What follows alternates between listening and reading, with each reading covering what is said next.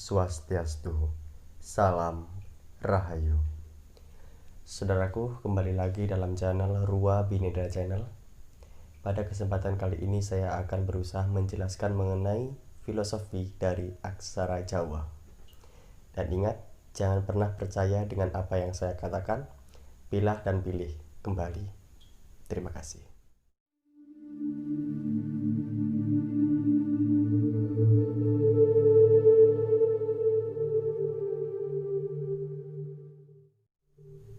Perlu kita ketahui bahwa aksara Jawa ini dibagi menjadi dua, aksara Jawa Kawi atau aksara Jawa kuno dengan aksara Jawa baru.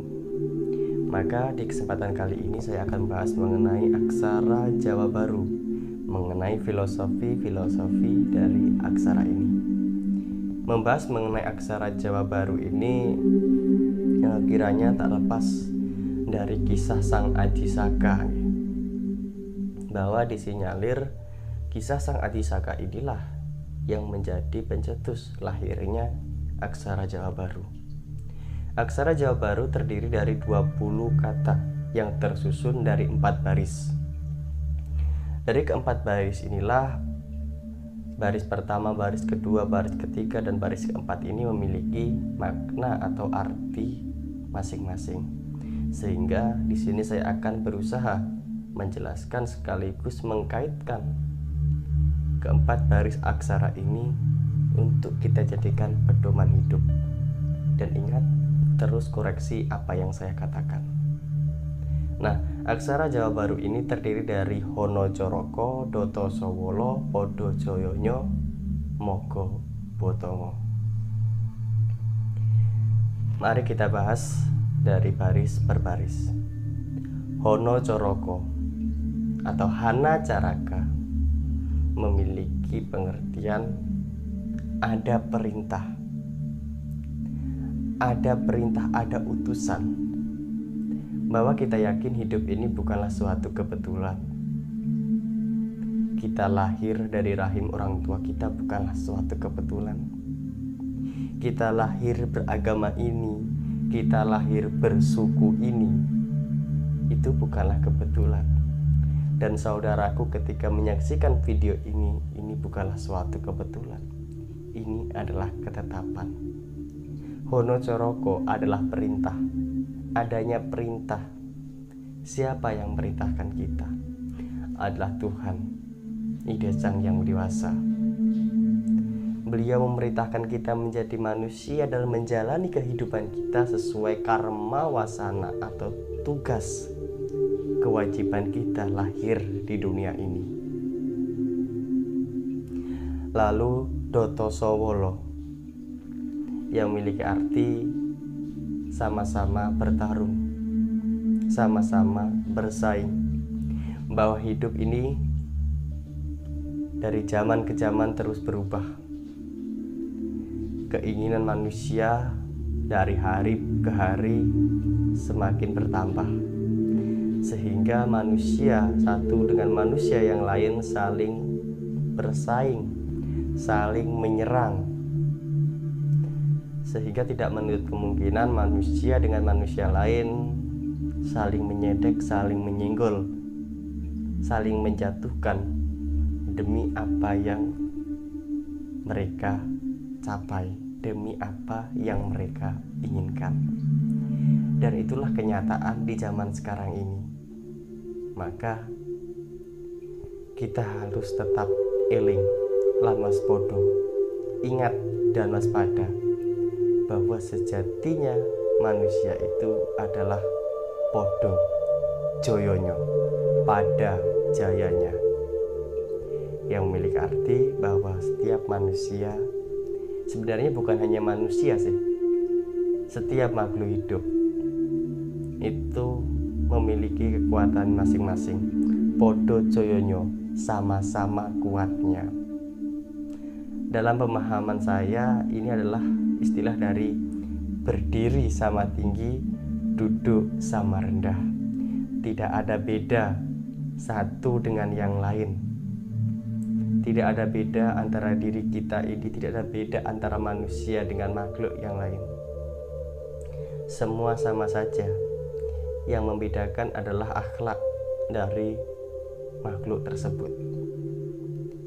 Terkadang kita meremehkan makhluk lain, terkadang kita meremehkan rumput yang diam di situ, tidak bisa bergerak.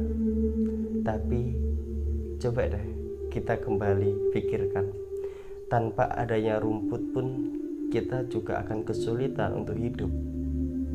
Ketika kita beternak, kita memelihara hewan, ada kambing, sapi. Kalau tidak ada rumput, kalau tidak ada tanaman, lalu ternak-ternak kita apa yang dijadikan untuk memberi pakan? Tidak ada. Jadi tanaman juga berperan penting dalam kehidupan kita. Sebenarnya tanamanlah yang membutuhkan kita atau kitalah yang membutuhkan tanaman. Pikirkan itu. Jadi jangan pernah menghina, melecehkan, merendahkan kemampuan orang lain. Kita adalah sama-sama berproses dan sama derajatnya di mata Sang Pencipta. Maka ketika kita sadar itu semua dan kembali kepada Sang Pencipta yang disebut dengan Mogo Botongo, Maga Batanga, sama-sama menjadi bangkai, sama-sama mati, sama-sama meninggal kembali pada Sang Pencipta. Tak terlepas dari apa jabatan kita, entah kita itu orang kaya, entah kita ini orang miskin, entah kita ini hewan, entah ini kita tumbuhan, entah kita ini manusia. Yang namanya makhluk hidup pasti akan menjadi batang, Mogo Botongo. Kita akan menjadi bangkai dan kembali lagi kepada Sang Pencipta. Dari aksara Jawa ini kiranya kita adalah sebagai proses kehidupan ya. Dari pertama kita ini diciptakan, lalu kita bersaing. Tapi dalam persaingan itu kita harus ingat bahwa derajat kita sebagai manusia ini adalah sama. Derajat sebagai makhluk hidup ini kita adalah sama. Dan kita harus paham apa yang ada di dunia ini semuanya adalah maya dan tidak kekal. Suatu saat kita harus bisa melepaskan itu dan kembali lagi kepada Sang Pencipta.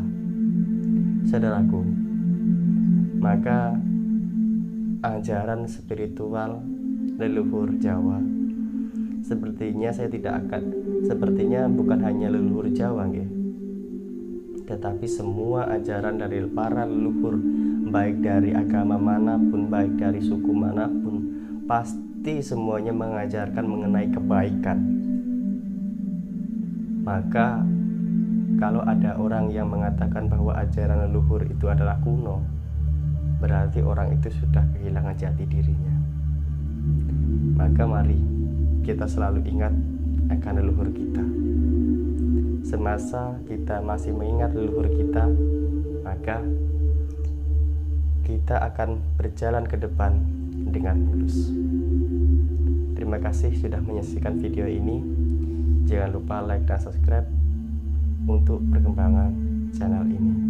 Akhir kata dari saya, Hayu, Hayu, Rahayu, Jaya, Jaya, Wijaya, Rahayu, Mulyaning Jagat. Om Santi, Santi, Santi, Om. Suksma dan Rahayu.